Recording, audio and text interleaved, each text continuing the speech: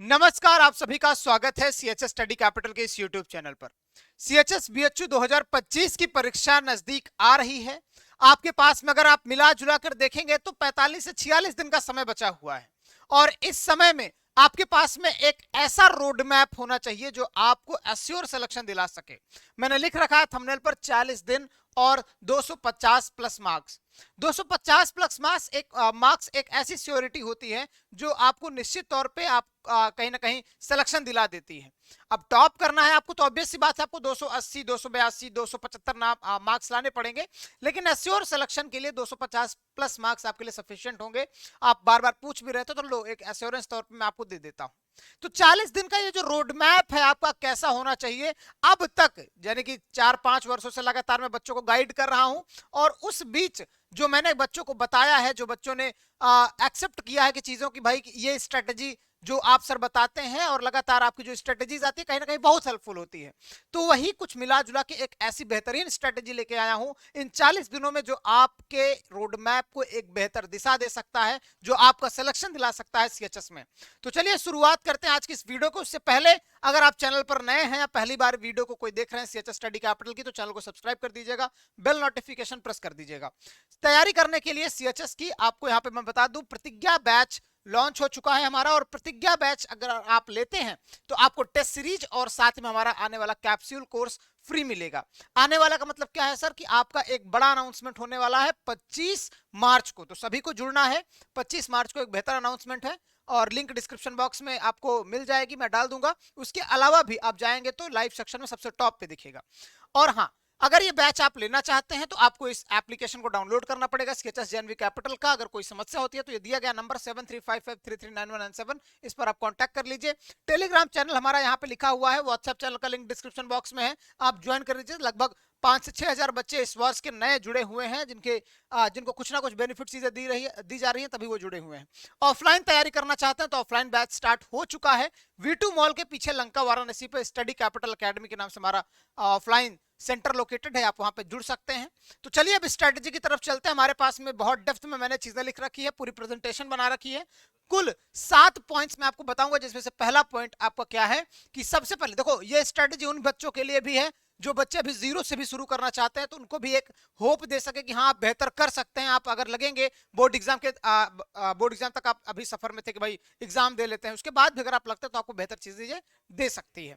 तो सबसे पहला पॉइंट क्या है, अगर कोई बच्चा बेसिक से जुड़ना चाहता है, सब कुछ स्टार्ट से करना चाहता है, तो exam pattern and syllabus analysis ये ऐसा पॉइंट है जिसको आपको समझना ही पड़ेगा किसी भी कॉम्पिटेटिव एग्जाम में अगर आप फाइट करने जा रहे हैं तो।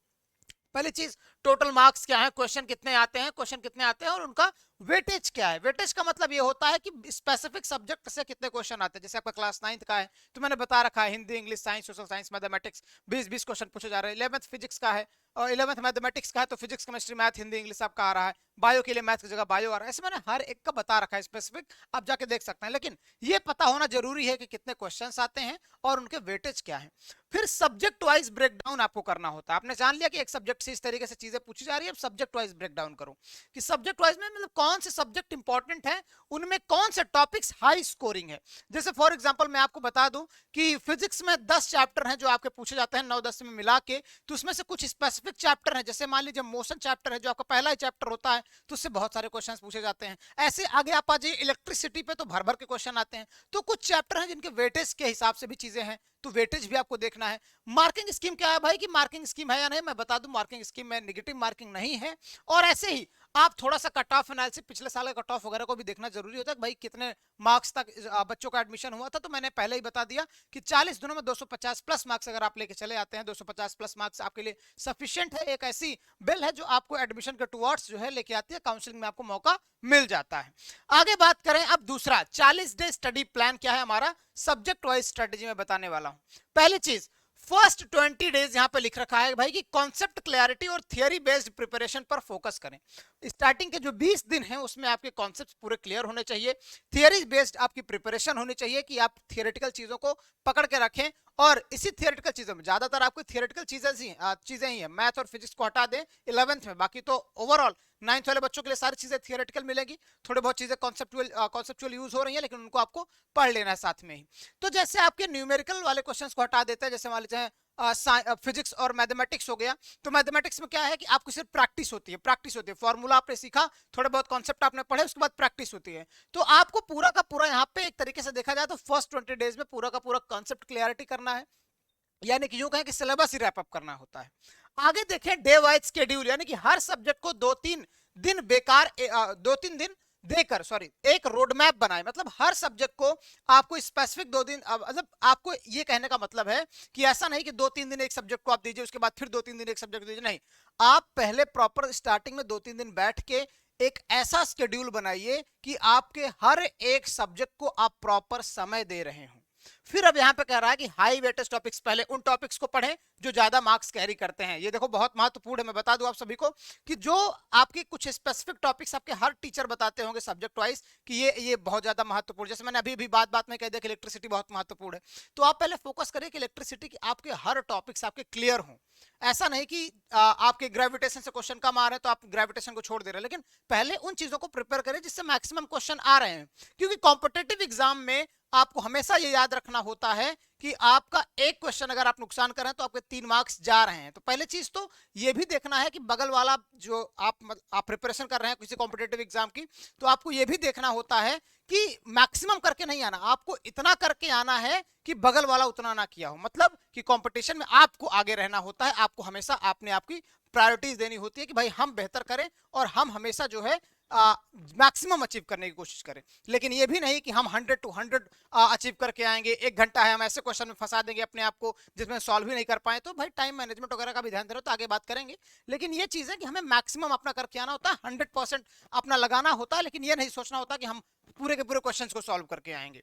ठीक है, ये सब बोर्ड एग्जाम में सोचते हैं कि हमें 100 में से 100 मार्क्स लाने हैं, नहीं, कॉम्पिटेटिव एग्जाम में हमें इतने करके आने होते हैं कि जितने में हमारा सिलेक्शन हो जाए, क्योंकि समय भी आपके पास में लिमिटेड है। आगे देखा जाए शॉर्ट नोट्स, तो भाई ये बहुत महत्वपूर्ण है, हर बार मैं बताता हूं कि हर सब्जेक्ट के लिए एक आपकी क्विक रिवीजन नोट्स जिसको कहते हैं वो आपके पास में होनी चाहिए, शॉर्ट नोट्स होनी चाहिए। तो कैसे बनाना है इसको मैं स्पेसिफिक आपको डिटेल कर देता हूं कि भाई हर चैप्टर पढ़िए, उसके बाद 2-3 पेज का एक ऐसा नोट्स बनाइए जिसमें आपका पूरा का पूरा चैप्टर समराइज हो, जिसको आप कभी भी देखें तो आपको लगे कि हाँ ये पूरा चैप्टर इसमें कैरी कर रहा है। क्योंकि हर एक चैप्टर में होता क्या है कि कुछ आसान चीजें होती है जो आप कभी भूलते ही नहीं है, कुछ चीजें होती हैं जो आप बार बार भूल जाते हैं, तो उन चीजों को एकदम कैरी करके रखो, उसमें कभी भूलो ही मत। आगे बढ़ते हैं, अगले विषय पर चलते हैं। अगला पॉइंट है हमारा, इसी दूसरे पॉइंट का अगला पॉइंट है कि हाई वेटेज टॉपिक्स, यानी कि फिर से एक बार कि पहले उन टॉपिक्स को पढ़ें जो ज्यादा मार्क्स कैरी करते हैं और शॉर्ट नोट्स बनाएं, वही चीजें हैं। नेक्स्ट 10 डेज में, अब आपके पास में अगले 10 दिन में क्या है कि प्रैक्टिस और प्रॉब्लम सॉल्विंग पे फोकस करना है आपको। अब आपको लगना है सिर्फ और सिर्फ प्रैक्टिस में कि भाई देखो रिविजन हमेशा आपको करते रहना है, प्रैक्टिस और रिवीजन में थोड़ा सा डिफरेंस आपका होता है। प्रैक्टिस आपको उन चीजों का करना होता है जो चीज आप भूल सकते हैं, और रिवीजन आपको उन चीजों का करना होता है जो चीज आपको आ रही है उसका भी, जो चीज आप भूल सकते हैं उसका भी, और प्रतिदिन आपको रिवीजन करना होता है। और प्रैक्टिस कहीं ना कहीं थोड़ा सा ये डिफरेंस क्रिएट कर देती है कि प्रैक्टिस आपको एक हैबिचुअल एक्शन दे देती है। भाई जैसे मैथमेटिक्स में आपको प्रैक्टिस करना होता है, जो चीज आप लिख के करते हैं एक तरीके से कहा जाए तो ये चीजें आपको लगातार करते रहना है। आगे क्या है, एमसीक्यू और पीवाईक्यूज, रोजाना 100 से 150 क्वेश्चन सॉल्व करें। अब देखो सीएचएस स्टडी कैपिटल पर हर दिन आप देखेंगे, चाहे वो 5 से 6 क्लासेस हो रही हैं, 5 से 6 क्लासेस में अगर हर एक क्लास में मैं एवरेज 20 क्वेश्चन की बात करूं तो 100 से 150 क्वेश्चन लगातार आपको पहुंचा दिए जा रहे हैं। तो इस तरह से आपको हमेशा 100 से 150 क्वेश्चन की प्रैक्टिस करनी ही करनी है। टाइम मैनेजमेंट की बात करें कि कितने टाइम में कितने क्वेश्चन अटेम्प्ट हो रहे हैं, ये भी आपको ध्यान देना है। इसलिए कभी भी आप मॉक टेस्ट स्टार्ट कीजिए, जैसे स्टडी कैपिटल का मॉक टेस्ट स्टार्ट हो चुका है, तो मॉक टेस्ट में आप किस चीज को कितना समय दे रहे हैं, मतलब जब आप क्वेश्चन करने बैठिए तो टाइमर लगा के बैठिए। हालांकि स्टडी कैपिटल के एप्लीकेशन पे जब आप टेस्ट देने जाएंगे तो हाँ ऑलरेडी टाइमर लगा रहता है, लेकिन रैंडम भी अगर आप कोई पीवाईक्यू सॉल्व कर रहे हैं तो आप टाइमर लगा के बैठिए, आपका टाइम लिमिट सेट होना चाहिए कितने समय मुझे करना है। ये देखिए अगली बात यही कही गई है कि डेली मॉक टेस्ट एनालिसिस, यानी कि रोज एक आपको फुल लेंथ मॉक टेस्ट, अब लास्ट के 10 दिनों में यहाँ पे मैंने कहा है, लेकिन अगर आप पहले से प्रैक्टिस कर रहे हैं तो वेल एंड गुड। बाकी आप जितना भी हो सके उतना बेहतर चीजें करते रहें, अपने फुल लेंथ मॉक टेस्ट की प्रैक्टिस लगातार करते रहें। जितने ज्यादा नंबर ऑफ क्वेश्चंस की आप प्रैक्टिस करेंगे उतना ही आपका देखेंगे कि सीएचएस एंट्रेंस एग्जाम में आपके मार्क्स ऊपर आएंगे। आगे देखो फॉर्मूला ट्रिक्स और शॉर्टकट रिवाइज करते रहे, तो यहाँ पे बात भई है, लेकिन मैंने कहा कि रिवीजन आपका कंटिन्यू चलते रहना चाहिए। आगे बढ़ते हैं, अगले क्रम पर चलते हैं। यहाँ तीसरा पॉइंट है फिर से कि भाई स्मार्ट स्ट्रेटेजी आपकी होनी चाहिए हाई स्कोरिंग टॉपिक्स को लेकर। यहाँ पे डेप्थ में चीजें बात की गई, जैसे मैथमेटिक्स में algebra, percentage, ratio, proportion, geometry के इंपॉर्टेंट टॉपिक्स, साइंस फिजिक्स में मोशन, इलेक्ट्रिसिटी, केमिस्ट्री में acid basis and carbon compounds, मतलब ऐसे जनरल अवेयरनेस यहाँ पे मतलब बात की गई, जैसे जीके जीके आपका पूरा का पूरा हो जाता है, ठीक है। तो इस तरीके से आपको चीजें कवर करनी है। पीवाईक्यूज में मैं आपको बता दूं, जितना ज्यादा आप प्रीवियस ईयर क्वेश्चंस की प्रैक्टिस कर सकते हैं उतना करिए।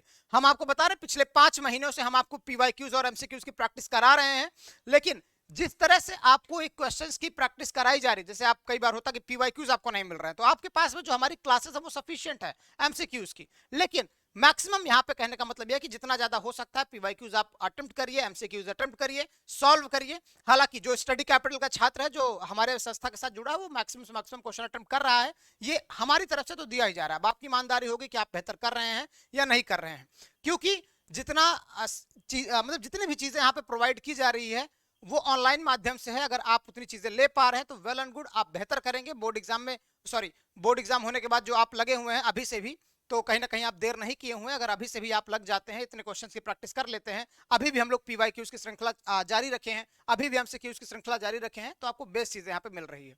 टाइम मैनेजमेंट और स्मार्ट ट्रिक्स को लेकर यहाँ पे मैंने अलग बातें रखी हैं। जैसे यहाँ पे क्या है कि आपके पास में जो टाइम बेस्ड स्ट्रेटेजी आपके पास में, जैसे एक से लेकर जैसे स्टार्टिंग जो आपके 15 मिनट है उनमें इजी क्वेश्चन सॉल्व करने की कोशिश करिए, क्योंकि इजी क्वेश्चन सॉल्व करने से आपका एक कॉन्फिडेंस बिल्डअप होता है। उसके बाद अगले 30 मिनट में मॉडरेट लेवल के क्वेश्चन सॉल्व करिए, और आप जब आपके पास में लिमिटेड टाइम बचा हुआ है तो उसमें आपको डिफिकल्ट और लॉजिकल क्वेश्चंस पे जाना है, ताकि आप क्वेश्चंस को सॉल्व करें तो वो ज्यादा समय ले। तो भाई अगर हमारे पास में जो हर एक क्वेश्चन पेपर में ज्यादा से ज्यादा मॉडरेट क्वेश्चंस भरे होते हैं, इजी क्वेश्चंस इतने भरे होते हैं कि मैक्सिमम बच्चा अटेम्प्ट कर सके, लगभग 15-20 क्वेश्चन ऐसे आपके होते हैं। और लेकिन डिफिकल्ट क्वेश्चन भी जो है आपके लिमिटेड सेट अमाउंट में होते हैं।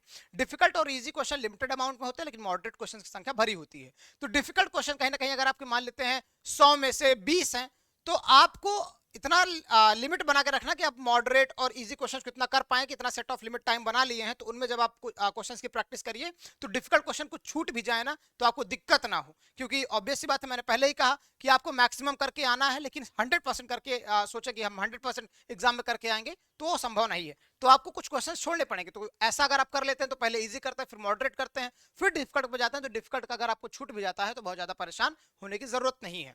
और इसी तरीके से मैं हर बार कहता हूं, अगर आपका जो एग्जाम है 2 घंटे का हो रहा है, तो आप ये समझिए जब आप टाइम देने एग्जाम मॉक टेस्ट सॉल्व करिए तो आप ये समझिए कि आपके पास में 15 मिनट कम है। हमेशा मानिए 15 मिनट कम है, और आप उसी सेट टाइम में आप अपनी चीजों को पूरा कंप्लीट करने की कोशिश करिए। अगले बिंदु पर चलते हैं। अगला हमारा है कि मोटिवेशन और डिसिप्लिन। देखो, डिसिप्लिन हमेशा आपका बना रहना चाहिए, consistency is the key. Study routine आपका जो है डेली 6 से 8 घंटे का होना चाहिए। आप हमेशा अपने आप को स्वयं से जांचें भी, सेल्फ असेसमेंट करें कि हम डेली कितना पढ़ रहे हैं, क्या पढ़ रहे हैं, ये सब आपके पास में होना चाहिए। डिस्ट्रैक्शन से बचे, जैसे मोबाइल है, सोशल मीडिया है, बहुत डिस्ट्रैक्ट करता है आपको। तो अगर आप सोशल मीडिया चला भी रहे हैं तो कुछ ऐसे चीजों को फॉलो कर करके जो आपको डेली बाय डेली कुछ ना कुछ information they, daily by daily कुछ पढ़ाई से रिलेटेड आपको इनहैंस करे, ना कि आपको डाइवर्ट करे। आगे ऐसा है कि माइंडसेट और कॉन्फिडेंस आपका होना चाहिए। एग्जाम के लिए एक पॉजिटिव माइंडसेट का होना बहुत जरूरी है, तो आपका एक पॉजिटिव माइंडसेट बना रहना चाहिए। Extra support and study material में मैं बात करूं कि अगर आपके पास में नोट्स हैं या टेस्ट सीरीज है, तो ये सब आपके पास में बेहतर तरीके से कहां मिल सकता है, किसी एक अच्छी कोचिंग संस्थान से जो लगातार बच्चों को सिलेक्शंस दे रही हो, जो लगातार आपको बेस्ट दे रही हो। तो आप उस ट्रस्टेड प्लेटफॉर्म के टेस्ट सीरीज ले सकते हैं, कोचिंग में आप ज्वाइन हो सकते हैं। फ्री रिसोर्सेज या पीडीएफ कई बार आपको मिल जाते हैं, जो स्टडी कैपिटल भी आपको दे देता है, तो फ्री रिसोर्सेज या पीडीएफ में भी आप लेके आप पढ़ सकते हैं। मतलब जितना हो सके आप एक्स्ट्रा सपोर्ट लेना चाहें तो आप ऑनलाइन माध्यम से ले सकते हैं, लाइव डाउट सॉल्विंग के माध्यम से ले सकते हैं। कोई जैसे मान लीजिए आप ये एक तरीके से सेशन अगर आप मेरा ले रहे हैं 12 से 13 मिनट का, तो ये भी एक गाइडेंस है, एक्स्ट्रा सपोर्ट ही है। तो एक्स्ट्रा सपोर्ट और ये एक्स्ट्रा सपोर्ट लेना मतलब कोई गलत नहीं होता। एक्स्ट्रा सपोर्ट आपको समय समय पर लेते रहना चाहिए, और अपडेट्स लगातार देखते रहिए कि कहीं कोई चीजें नहीं आ रही तो आपको सबसे पहले पता चले। तो फिलहाल इस वीडियो में बस इतना ही, मैंने आपको सारी चीजें बता दी, और इन चीजों में अब आपको ये डिसाइड करना है कि आप किस तरीके से अपने रोड मैप को बना रहे हैं। हाँ, रोड मैप हो सकता है सबके लिए थोड़ा थोड़ा सा अलग अलग हो, बट अपनी आप पॉजिटिविटी को देखते हुए आप अपनी चीजों को फॉलो कर सकते हैं। मैंने बता दिया, अब आपको इनमें से कौन कौन सी बातें अच्छी लगी, कौन कौन सी बातें बेहतर लगी, उसको आप पिक करके अपने जीवन में ला सकते हैं, और अपने रोड मैप को एक बेहतर तरीके से नई दिशा दे सकते हैं, जिससे आपका सीएचएस में सिलेक्शन हो। फिलहाल अभी के लिए इतना ही। Bye bye, love you all.